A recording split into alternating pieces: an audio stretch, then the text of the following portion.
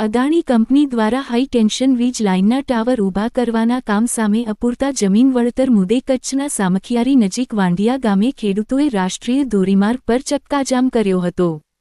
ખેડૂતોની મુખ્ય એક જ માંગ છે કે અમને જંત્રીના ભાવના બદલે હાલની બજાર કિંમત મુજબ વળતર આપવામાં આવે। આ મુદ્દે ખેડૂતો છેલ્લા કેટલાય દિવસોથી આંદોલન કરી રહ્યા હતા, ત્યારે આજે ખેડૂતોએ ચક્કાજામ કરીને કંપની સામે તેમજ સરકાર સામે પોતાનો વિરોધ નોંધાવ્યો છે।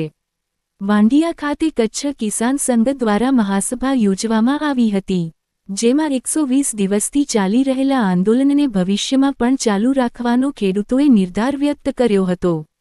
આ મહાસભામાં મોટી સંખ્યામાં ખેડૂતો જોડાયા હતા। રામધૂન કર્યા બાદ ખેડૂતોએ રેલી યોજી હતી અને વાંડિયામાં ચાલી રહેલું કામ બંધ કરાવ્યું હતું।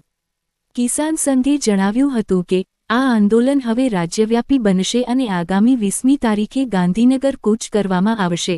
ખેડૂતો અને કિસાન સંઘ ભારતીય જનતા પાર્ટી અને અદાણી કંપની સામે લડી લેવાના મૂડમાં જોવા મળ્યા હતા।